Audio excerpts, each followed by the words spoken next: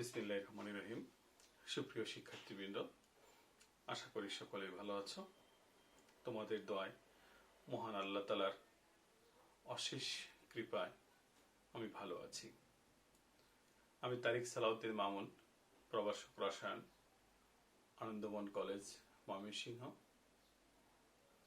আজ তোমাদের সামনে উপস্থিত হয়েছি অনলাইন পাঠদান করানোর জন্য। আমি কৃতজ্ঞতা জ্ঞাপন করছি যারা আমাদেরকে এই বৈশ্বিক মহামারীর কালেও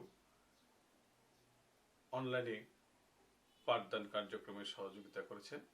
আমাদের আনন্দমোহন কলেজের সুযোগ্য অধ্যক্ষ প্রফেসর নারায়ণ চন্দ্র ভৌমিক স্যার, উপাধ্যক্ষ প্রফেসর নুরুল আফসার স্যার, বিভাগীয় প্রধান সহ অন্যান্য সকল কর্তৃপক্ষের নিকট কৃতজ্ঞতা জ্ঞাপন করে আজ আমি তোমাদের গুণগত রসায়নের অংশ নিয়ে আলোচনা করব। সুপ্রিয় শিক্ষার্থীবৃন্দ, তোমরা জানো বিশেষ পরিস্থিতিতে বিশেষ ব্যবস্থাপনায় আমরা ক্লাসগুলো পরিচালনা করে আসছি। সেখানকার কিছু ত্রুটি, সেটা আমাদেরকে অবশ্যই পাশ কাটিয়ে যেতে হবে। আর আমরা পূর্বেও বলেছি, অনেকবার বলেছি যে তোমরা অবশ্যই এই ক্লাসগুলো মনোযোগ সহকারে শুনবে। এখানে কিছুটা সুবিধাও আছে। সেই সুবিধাটা হলো যে যেহেতু ক্লাসটা রেকর্ড থাকে, তুমি একাধিকবার আমাদের কথাগুলো শোনার সুযোগ পাচ্ছ। সুপ্রিয় শিক্ষার্থীবৃন্দ, হয়তো একটি ত্রুটি যে সরাসরি কনভারসেশন যেটা হয়, আলোচনা, সেটা আমরা করতে পারছি না। আমরা আশাবাদী খুব শীঘ্রই আমরা এই ক্রান্তিকাল কাটিয়ে সামনের দিকে এগিয়ে যাব এবং সরাসরি পাঠদানে আমরা উপস্থিত হতে পারবো মহান আল্লাহ তাআলার কাছে। সেই কামনা করেই আজকে আমি তোমাদের উচ্চ মাধ্যমিক শ্রেণীর একাদশ শ্রেণীর গুণগত রসায়নের অংশ নিয়ে আলোচনা করছি। সুপ্রিয় শিক্ষার্থীবৃন্দ, এর পূর্বে আমরা গুণগত রসায়নের উপর অনেক আলোচনা করেছি। কোয়ান্টাম সংখ্যা, ইলেকট্রন বিন্যাসের নীতি গত ক্লাসে আমরা শুরু করেছিলাম। আজ সেই অংশটা আমরা শেষ করব। এরপরে যদি আরো সময় থাকে তাদের কিছু প্রয়োগ আমরা দেখব। প্রিয় শিক্ষার্থীবৃন্দ, পূর্বে আমরা কোয়ান্টাম সংখ্যা থেকে জেনেছি ইলেকট্রন কোথায়, কিভাবে, কোন দিকে, কোন অবস্থায় আছে, সেটা জেনেছি আমরা কার সাহায্যে? কোয়ান্টাম সংখ্যার সাহায্যে। সেই ইলেকট্রনগুলো কোথায়, কিভাবে, কোন দিকে, কি অবস্থায় প্রবেশ করে, সেটা আমরা জানবো ইলেকট্রন বিন্যাসের নীতির সাহায্যে। আমাদের ইলেকট্রন বিন্যাসের তিনটি নীতি আছে: আহ্বায়ক নীতি, পাউলি বা পলির বর্জন নীতি, হুন্ডের বহুত্ব নীতি। প্রিয় শিক্ষার্থীবৃন্দ, ইতিমধ্যে আমরা আহ্বায়ক নীতি নিয়ে আলোচনা করেছি। আহ্বায়ক নীতিটা ছিল ইলেকট্রন আগে নিম্ন শক্তি স্তর পূর্ণ করবে, পরে ক্রমান্বয়ে উচ্চ শক্তি স্তরে প্রবেশ করবে। এটি বলেছিলাম দুটি সূত্র দ্বারা নিয়ন্ত্রিত। একটা হলো n প্লাস এর, আরেকটি হলো n এর ক্ষুদ্রতম মান। অর্থাৎ যে সকল ক্ষেত্রে n প্লাস এর মান সমান হয়ে যাবে, সেই সকল ক্ষেত্রে n এর ক্ষুদ্রতম মান অনুসারে ইলেকট্রনগুলো প্রবেশ করবে। তো সেটার আমরা আলোচনা করছি না। এখন আমরা যাব পরবর্তী, অর্থাৎ 2 নম্বর যেটাতে আমি আমার ধারাবাহিকতা অনুসারে সাজিয়েছি, সেটা হলো পাউলির বর্জন নীতি। কার নীতি? পাউলির বর্জন নীতি বা পলির বর্জন নীতি।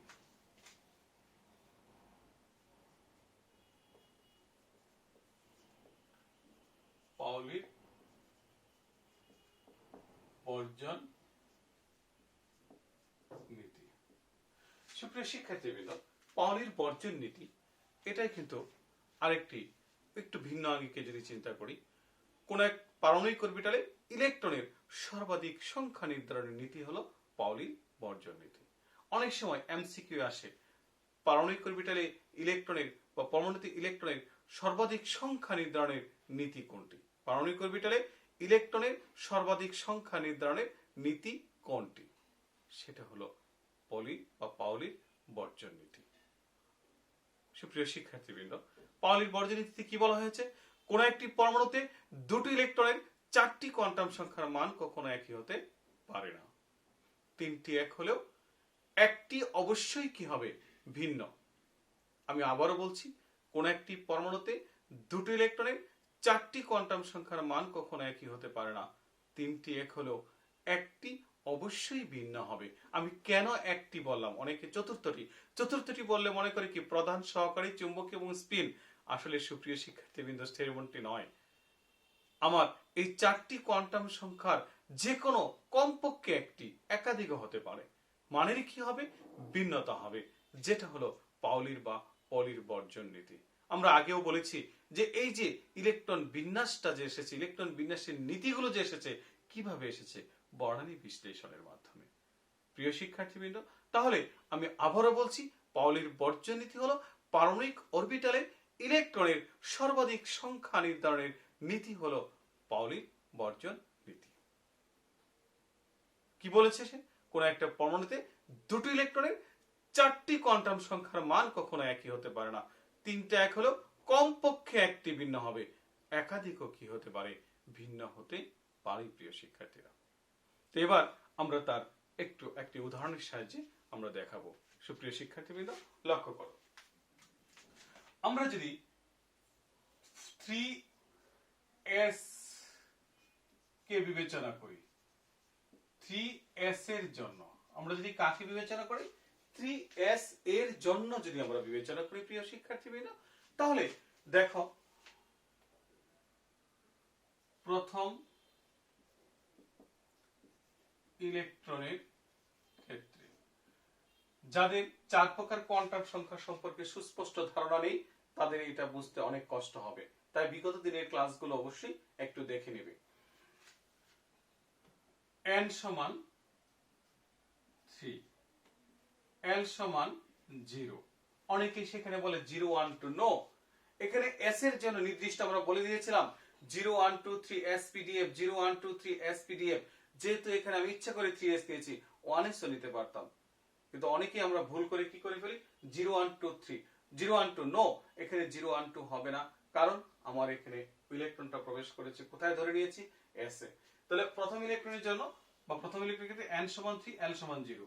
তাহলে l সমান যদি 0 হয়, m সমান 0, s সমান কি? Plus 1/2, plus 1/2। প্রিয় শিক্ষার্থীবৃন্দ, তার মানে 3 0 0 প্লাস 1/2 হলো কার ক্ষেত্রে? প্রথম ইলেকট্রনের ক্ষেত্রে। প্রথম ইলেকট্রনের ক্ষেত্রে কত আসলো? 3 0 0 প্লাস 1/2। তোমরা নিশ্চয়ই জানো এটা এর উপর নির্ভরশীল, m l এর উপর নির্ভরশীল, l n এর উপর নির্ভরশীল। তো এগুলো আমরা একটি ইলেকট্রন, প্রথম ইলেকট্রন। তাহলে আমরা যদি এবার যাই দ্বিতীয় ইলেকট্রনের ক্ষেত্রে, দ্বিতীয় ইলেকট্রনের ক্ষেত্রে যদি চিন্তা করি, তাহলে n সমান 3, তার মানে এই অরবিটালে আরেকটি ইলেকট্রন রাখবো 3, l সমান 0, m সমান 0, s সমান -1/2। লক্ষ্য করো প্রিয় শিক্ষার্থীবৃন্দ, এখানে এই তিনটি মান কি আসছে? একই, কিন্তু একটি মান কি আছে? ভিন্ন আছে। সেটা কোনটা? এক্ষেত্রে স্পিন কোয়ান্টাম সংখ্যার মান ভিন্ন। একটু আগে আমি বলেছি শুধু স্পিন ভিন্ন হবে এমন নয়, অন্য যে কোনো কোটাও ভিন্ন হতে পারে, যার প্রয়োগ আমরা আজকে ইনশাআল্লাহ দেখাবো। প্রিয় শিক্ষার্থীরা, তাহলে দেখো পলির বর্জনীতি যে বলা হয়েছে, তিনটি মান এক হয়েছে, একটি মান কি হয়েছে? ভিন্ন। সুতরাং আমরা বলতে পারি এটি পলির বর্জনীতির যথার্থতা। এখন ধরো প্রিয় শিক্ষার্থীবৃন্দ, আমি ইচ্ছা করি, যেহেতু তোমরা এখন সামনে নাই, ধরো আমি আরেকটি ইলেকট্রন রাখতে চাচ্ছি, ধরো রাখতে চাচ্ছি, রাখবো না, আমি আরেকটি ইলেকট্রন এই s এ রাখতে চাচ্ছি, দেখি অবস্থাটা কি হয়।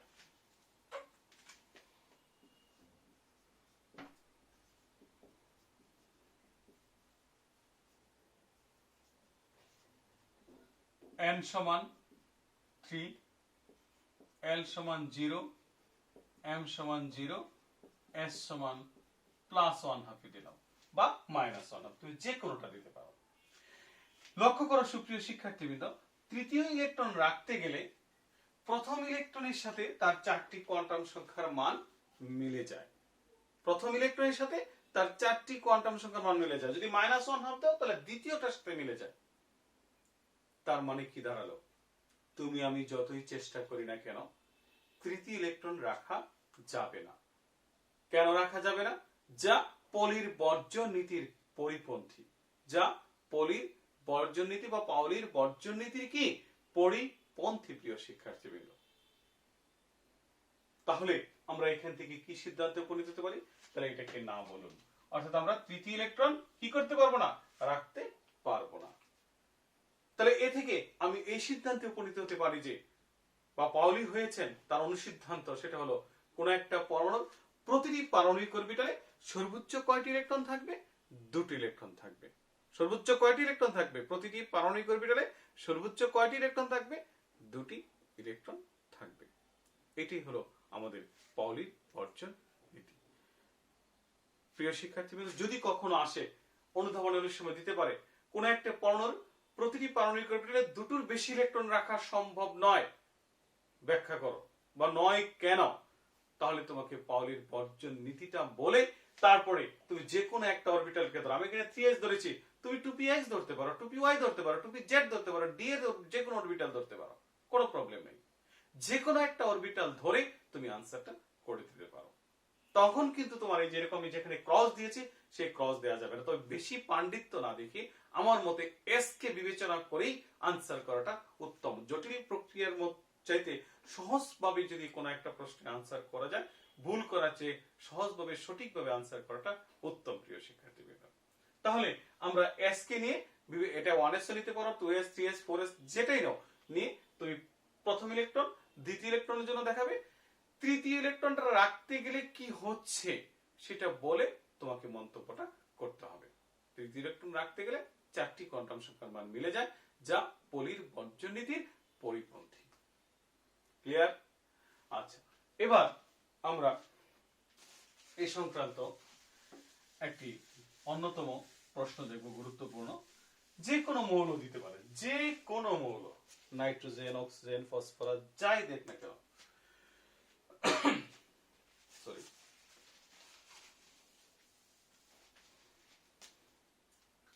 বললাম নাইট্রোজেনের 2p ইলেকট্রন বিন্যাস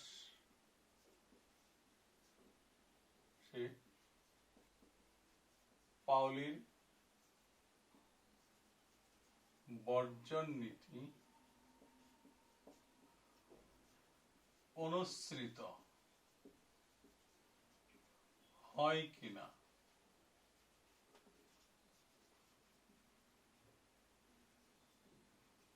বিশ্লেষণ করো।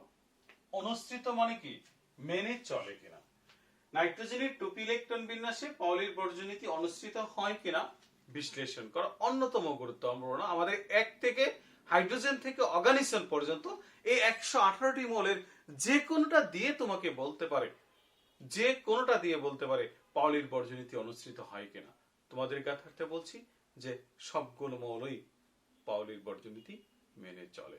আমি এখানে প্রতীকী অর্থে বা যে কোনো সবগুলো সামগ্রিকভাবে চিন্তা করার জন্য একটি মৌলকে নিয়েছি, কাকে? নাইট্রোজেনকে নিয়েছি। তাহলে যথারীতি আমরা পাউলির বর্জন নীতি এই ধরনের কোশ্চেন আনসার করতে গেলে আমরা আগে নীতিটা একটু লিখে নিব। বলতে পারো স্যার নীতি না লিখলে কি আমাকে নম্বর দিবে না? হ্যাঁ, ফুল মার্কস দিবে, অবশ্যই দিবে, কেন দিবে না। কিন্তু তারপরেও প্রত্যেকটা প্রশ্নের একটা অলংকার আছে, একটি সাজগোজ আছে। তাই যে নীতির আলোকে আমি তাকে ব্যাখ্যা করব, তাই আমার দৃষ্টিতে সেই নীতিটা বলে দেওয়া উচিত। তবে একটা জিনিস, তুমি যদি উচ্চতর দক্ষতা থাকে, জ্ঞান অনুধাবন প্রয়োগ উচ্চতর দক্ষতা, সেখানে 4টি স্তর থাকে, তোমরা নিজেরাই জানো, জানার কথা নেই। তুমি যদি জ্ঞান অনুধাবন না দিও যদি তুমি আনসার করতে পারো, তাতে আমরা ধরে নিব তোমার ওই জ্ঞান এবং অনুধাবন আছে বিধায় তুমি কোশ্চেনটা উত্তর করতে পেরেছো। তো যাই হোক, ওই বিষয়ে আমরা এখন যাচ্ছি না। তো নাইট্রোজেনের 2p ইলেকট্রন বিন্যাসে পাউলির বর্জন নীতি অনুসৃত হয় কিনা বিশ্লেষণ করো। তাহলে আমরা যথারীতি কার ইলেকট্রন বিন্যাস লিখবো? নাইট্রোজেনের ইলেকট্রন বিন্যাসটা আগে লিখি। নাইট্রোজেন পারমাণবিক সংখ্যা হলো 7, 1s2 2s2 2px 2py 2pz 1 1 1। সুপ্রিয় শিক্ষার্থীবৃন্দ, যদিও আমরা পড়ি নাই হুন্ডে নীতি এখনো, এ বিষয়ক আমরা আগেও কথা বলছি, আবার একটু বলছি। হুন্ডে নীতিটা হলো সমশক্তি সম্পন্ন অরবিটালে একমুখী স্পিনে একটি একটি করে ইলেকট্রন প্রবেশ করবে, অর্থাৎ অযুগ্ম ইলেকট্রন স্পিন একমুখী হবে। এটা হলো হুন্ডের নীতির বহিঃপ্রকাশ। ঠিক আছে, তাহলে আমরা দেখো 2p(x1), 2p(y1), 2p(z1) হয়েছে প্রিয় শিক্ষার্থীবৃন্দ। এখন আমরা দেখব এখানে পাওলির বর্জনীতির প্রয়োগ বা পাওলির বর্জনীতি মেনে চলে কি না। তো 2p এর ক্ষেত্রে আমরা আগে একটু এভাবে লিখি। 2p এর ক্ষেত্রে n সমান 2, l সমান 1, m সমান -1, 0, +1। আমরা জানি যেহেতু m সমান -l হতে +l পর্যন্ত 0 সহ প্রতিটি পূর্ণ সংখ্যা, -l হতে +l পর্যন্ত 0 সহ প্রতিটি পূর্ণ সংখ্যা। তার মানে আমরা আবারও বলছি l n এর উপর নির্ভরশীল, m l এর উপর নির্ভরশীল। সুপ্রিয় শিক্ষার্থীবৃন্দ, যেহেতু ইলেকট্রনটা p তে প্রবেশ করেছে তাই l এর মানটা 1 আমরা নিয়েছি, আর m টা l এর উপর নির্ভরশীল। প্রতিটি m এর মান এক একটি অরবিটাল নির্দেশ করে। তার মানে p উপস্তরে কয়টি অরবিটাল আছে? 3টি, যা আমরা পূর্বে দেখেছি। 3টি অরবিটাল আছে, px, py, pz। একটা কথা বলে রাখি তোমাদের, -1, 0, +1 এটার জন্য কিন্তু px, py কোনটা সেটা নির্দিষ্ট নয়। কিছু কিছু লেখকের বইয়ে লেখা আছে নির্দিষ্ট করে। সুপ্রিয় শিক্ষার্থীবৃন্দ, এটা নির্দিষ্ট নয়। যে কোনো মানের জন্য, m এর যে কোনো মানের জন্য px, py, pz তিনটার যে কোনোটা হতে পারে। তাহলে এবার আমরা এটা লিখলাম। তো যথারীতি এখন আমরা তার 2px1 কে যদি দেখি, 2px1 লক্ষ্য করো 2 টা একটু বড়, p টা একটু ছোট, x টা তার নিচে। 2px1 এর জন্য 2px1 এর জন্য আমরা কি পাচ্ছি? n সমান 2, l সমান 1, m সমান তুমি যে কোনো একটা মান নিতে পারো, -1, s সমান +1/2 অথবা -1/2, যেটাই দাও। এটা 2px1 এর জন্য। আবার 2py1 এর জন্য n সমান 2, l সমান 1, m সমান 0, s সমান এখানে যে স্পিন দেখিয়েছো সেম স্পিনই দেখাতে হবে, +1/2। আবার 2pz1 এর জন্য n সমান 2, l সমান 1, m সমান +1, s সমান +1/2। প্রিয় শিক্ষার্থীবৃন্দ, এই 2p এর জন্য আমরা কি পেলাম? 4টি কোয়ান্টাম সংখ্যার মান পেলাম বা সেট পেলাম। এখন এই 4টি কোয়ান্টাম সংখ্যার মান হতে কি দেখা যাচ্ছে লক্ষ্য করো। 2px1 এর জন্য 2, 1, -1 প্লাস, অনেকে এটাকে প্রথম ইলেকট্রন, দ্বিতীয় ইলেকট্রন, তৃতীয় ইলেকট্রন লিখে। এটা লিখতে গিয়ে যত সব ঝামেলার সৃষ্টি হয় প্রিয় শিক্ষার্থীবৃন্দ। কারণ ওই যে প্রথম ইলেকট্রন +1/2, দ্বিতীয় ইলেকট্রনের কথাটা লেখার সাথে সাথে সে মাইনাস দেবে। নো, তোমাকে মনে রাখতে হবে হুন্ডের নীতি অনুসারে একমুখী স্পিনে একটি একটি করে ইলেকট্রন প্রবেশ করে। তাহলে এই যে দেখো 2, 1, -1 +1/2, তাহলে অবশ্যই বাকিগুলো স্পিন একই হবে। যদি আরো ইলেকট্রন থাকে তাহলে সেগুলো বিপরীতমুখী স্পিনে প্রবেশ করবে। লক্ষ্য করো শিক্ষার্থীবৃন্দ। তাহলে এই ক্ষেত্রে এখন আমার মন্তব্য করতে হবে। আমার মন্তব্য করার পালা যে আদৌ সে পাওলির বর্জনীতি মেনে চলে কিনা। অবশ্যই চলে। কোন মানটির জন্য চলে? তার এক্ষেত্রে কোন মানটি ভিন্ন হয়েছে? m এর মান, অর্থাৎ চৌম্বকীয় কোয়ান্টাম সংখ্যার মান ভিন্ন। তাহলে তুমি মন্তব্য করবে কি? নাইট্রোজেনের 2p ইলেকট্রন বিন্যাস পাওলির বর্জন নীতি মেনে চলে। কোন মানটির জন্য? m এর মানের জন্য। তাহলে এখানে আমরা লক্ষ্য করব যে নাইট্রোজেনের মন্তব্য করতে হবে এভাবে, নাইট্রোজেনের 2p ইলেকট্রন বিন্যাসের চারটি কোয়ান্টাম সংখ্যার সেট বা মান থেকে এই বিষয়টি দেখা যাচ্ছে যে এন, এল এবং এস, এন, এল এবং এস এর মান একই হলেও চৌম্বকীয় কোয়ান্টাম সংখ্যা এম এর মান ভিন্ন। চৌম্বকীয় কোয়ান্টাম সংখ্যা এম এর মান ভিন্ন। সুতরাং বলা যায় নাইট্রোজেনের 2p ইলেকট্রন বিন্যাস পাউলির বর্জন নীতি মেনে চলে। ঠিক আছে সুপ্রিয় শিক্ষার্থীবৃন্দ, তাহলে আমরা মন্তব্যটা করতে পারবো। আমি আবারও একটু সারসংক্ষেপ বলে দিচ্ছি। যদি এই ধরনের যে কোনো মৌল তোমাকে দেওয়া হয়, দিয়ে যদি বলে এটা পলির বর্জন নীতি মেনে চলে কিনা বিশ্লেষণ করো, তাহলে সেই ক্ষেত্রে তোমাকে যে কাজটা করতে হবে সেটা হলো প্রথমে তার ইলেকট্রন বিন্যাস লিখবা এবং কোন উপস্তরের কথা বলা হয়েছে বা কোন অরবিটালের কথা বলা হয়েছে সেটা নির্দিষ্ট করে তার জন্য আমি চারটি কোয়ান্টাম সংখ্যার মান বের করব। বের করে দেখব যে কি অবস্থা দাঁড়ালো। তো যেহেতু আমরা নাইট্রোজেনকে নিয়েছি, 2p ইলেকট্রন বিন্যাস বলেছে, যোজনী স্তরও বলে নাই, আমরা যাব সেদিকে, শুধু বলছে 2p ইলেকট্রন বিন্যাস মেনে চলে কিনা। তাহলে 2p ইলেকট্রন বিন্যাসটা লিখবো, লিখে 2p এর জন্য বের করেছি, বের করার পরে px, py, pz তিনটা অরবিটাল আছে, তিনটা অরবিটাল একটি একটি করে ইলেকট্রন আছে, প্রত্যেকটা ইলেকট্রনের জন্য আমরা চারটি কোয়ান্টাম সংখ্যার মান লিখে শেষে মন্তব্যের ঘরে আসবে মেনে চলে। কেন চলে? দেখা যাচ্ছে যে প্রধান, সহকারী এবং স্পিন কোয়ান্টাম সংখ্যার মান একই হলেও চৌম্বকীয় কোয়ান্টাম সংখ্যা এম এর মান কি আছে ভিন্ন। সুতরাং উপরোক্ত আলোচনাতে এটি সহজে প্রতীয়মান হয় যে নাইট্রোজেনের 2p ইলেকট্রন বিন্যাস পলির বর্জন নীতি মেনে চলে।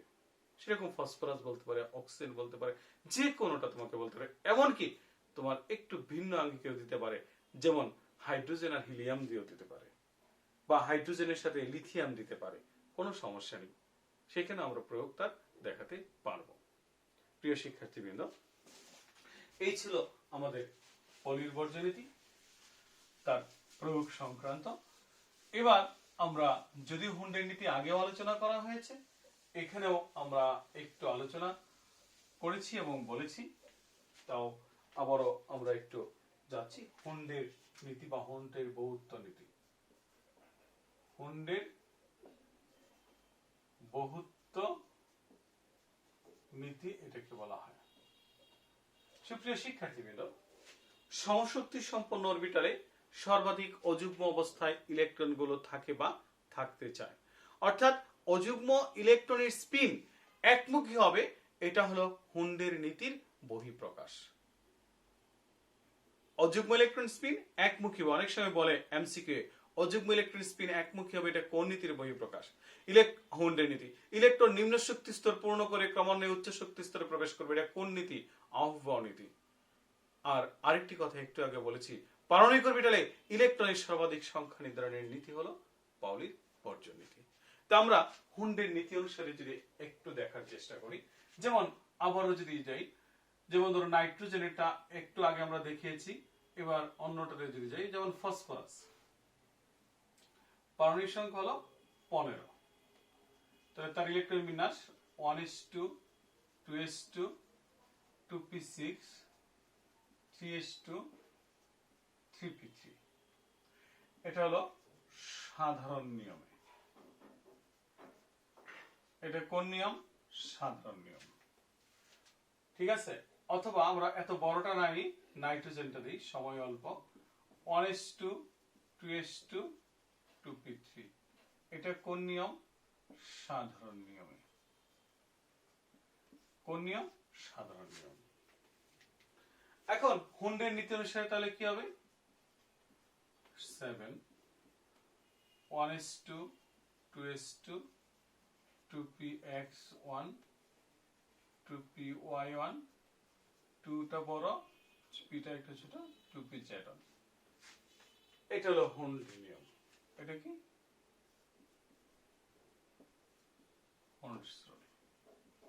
অর্থাৎ হুন্ডের নীতি অনুসারে। সুপ্রিয় শিক্ষার্থীবৃন্দ, হুন্ডের নীতি অনুসারে আমাদের বইগুলোতে বিভিন্ন ভাবে উপস্থাপন করেছে। এক্স ওয়াই জেড দ্বারা করেছে, বক্স পদ্ধতি দ্বারা করেছেন, অনেক সময় টানা রেখা দ্বারা করেছে, বিভিন্ন ভাবে ইলেকট্রন কনফিগারেশন গুলো উপস্থাপন করা হয়েছে। তা আমরা একটু যদি দেখি, 1s, 2s, 1, 2, 3, এটা 1s 2s 2p, এটা হলো এনার্জি লেভেল, এই হলো নাইট্রোজেন। এখানে দুইটা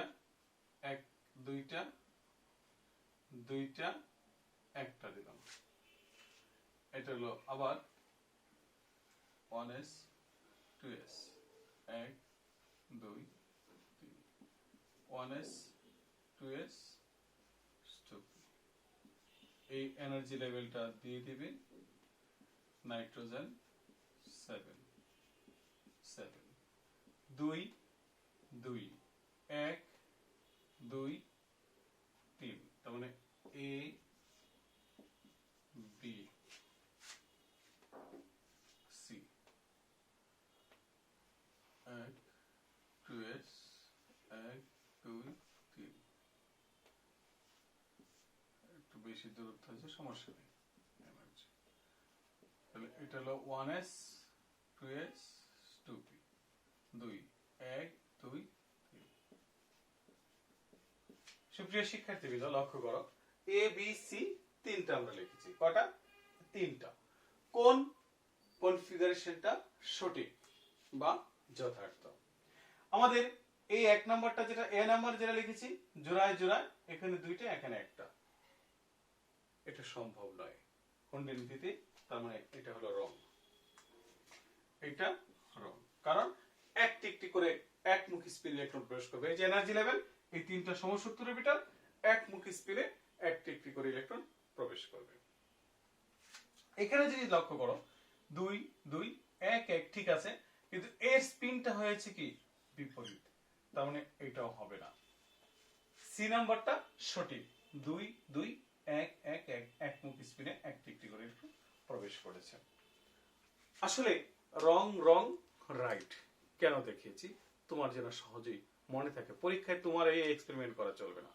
তোমাকে আসলে তুমি নরমালি ওইটা হতে পারতো, এটা হতে পারতো, এটা হয় না, এটা হয় না, এটা হয়, এটা তোমার প্রয়োজন নয়, এটা তোমার কাজ নয়। তাহলে আমরা দেখো একমুখী স্পিনে একটি একটি করে ইলেকট্রন প্রবেশ করবে। অধুনা কিন্তু আমরা নিচ থেকে উপরের দিকে দেখাই। আরেকটি প্রসেস আছে, 1 এ এস সবগুলো একসাথে, পি সবগুলো একসাথে, ডি সবগুলো একসাথে। সেই কনফিগারেশন করতে গেলে আমাদের জন্য একটু জটিল হয়ে যাবে, তোমাদের জন্য বিশেষ করে।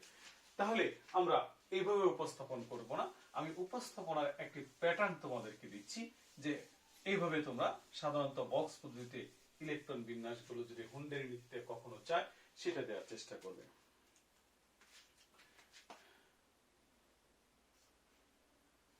1s 2s 2p টা একটু নিচ থেকে শুরু হবে, 2p 3s একটু নিচে, 3p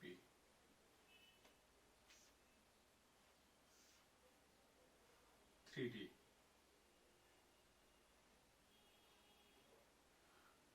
1s 2s 2p 3s 3p 3d, এই পাঁচটা 3d। আচ্ছা, এখানে একটু নিচে দেখাবো 4s, আর 4p টা হবে একটু উপরে। আসলে সুপ্রিয় শিক্ষার্থীবৃন্দ, এগুলো হলো জাস্ট উপস্থাপনের একটি ভঙ্গিমা মাত্র, জাস্ট উপস্থাপনার একটি ভঙ্গিমা। আমি এটাকে নিজের মতো করে বলি। আমাদের অনেকগুলো ভঙ্গিমা বলতে একটি প্যাটার্ন মাত্র। বলতে পারে এটা কেন এমন দেখিয়েছেন, কারণ আমরা জানি ইলেকট্রন 3d তে না গিয়ে কোথায় চলে যায়, 4s এ। বলতে পারে স্যার তাহলে 4p টা কেন একটু উপরে দেখিয়েছেন, কারণ ইলেকট্রন 4p তে না গিয়ে কোথায় যায়, 3d তে যায়, যেটা আমরা আবহাওয়া নীতিতে দেখে এসেছি। তাই এটাকে একটু উপরে দেখানোর চেষ্টা করেছি। আবার অনেক বই দেখা যাবে যে 1s 2s 1 2 3 2p 3s 1 2 3 3p 1 2 3 4 5 3d 4s 1 2 3 এভাবে দেখানো হয়।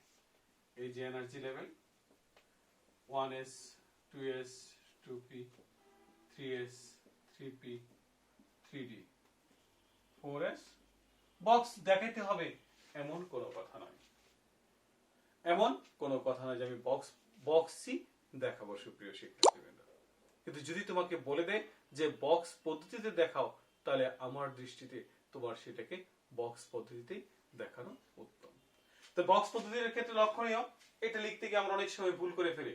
অনেক বইও কি করছে, ভুল বলতে কি এই কোনায় কোনায় দিয়ে দেয়। এটাকে আমরা 2s2p একই শক্তি স্তরে দুটি উপস্তর, সেটা উপস্থাপন করার জন্য জাস্ট একটু নিচের দিকে রেখেছি।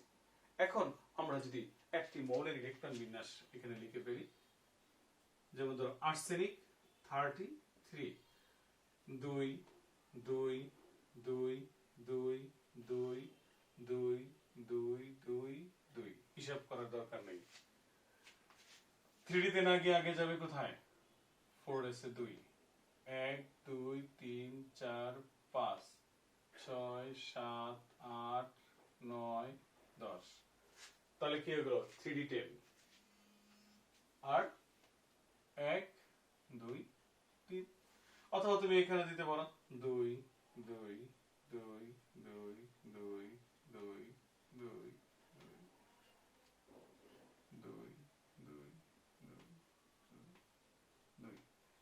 2 এই পদ্ধতিতে দেখানো যেতে পারে। তবে আমরা আবারও বলছি তোমাদেরকে, তোমরা এই প্যাটার্ন অনুসারে ইলেকট্রন বিন্যাস ব্যাখ্যা করবে। যদি হুন্ডের নীতিতে কখনো আসে ইলেকট্রন বিন্যাস, অবশ্যই আমরা এই বক্স পদ্ধতিটা ব্যবহার করব, এটা যেন ভুল না হয় প্রিয় শিক্ষার্থীবৃন্দ। এই ছিল আমাদের ইলেকট্রন বিন্যাস সম্পর্কিত নীতি। আমরা পরবর্তী ক্লাসে, যদি মহান আল্লাহ তাআলা সুস্থ রাখেন, আমরা সেখানে এদের প্রয়োগ করে কোয়ান্টাম সংখ্যার সেট ব্যাখ্যা করব। সুপ্রিয় শিক্ষার্থীবৃন্দ, ভালো থাকবে সবাই, যথাযথ স্বাস্থ্যবিধি মেনে চলার চেষ্টা করবে এবং মহান আল্লাহ তাআলার কাছে প্রার্থনা করবে যেন আমরা খুব শীঘ্রই এই ক্রান্তিকাল থেকে বের হয়ে আসতে পারি, আবার আমরা শ্রেণীকক্ষে সরাসরি পাঠদান করতে পারি। এই আশাবাদ ব্যক্ত করে তোমাদের সকলের কাছে দোয়া প্রার্থনা করে আজকে এখানে শেষ করছি। আল্লাহ হাফেজ।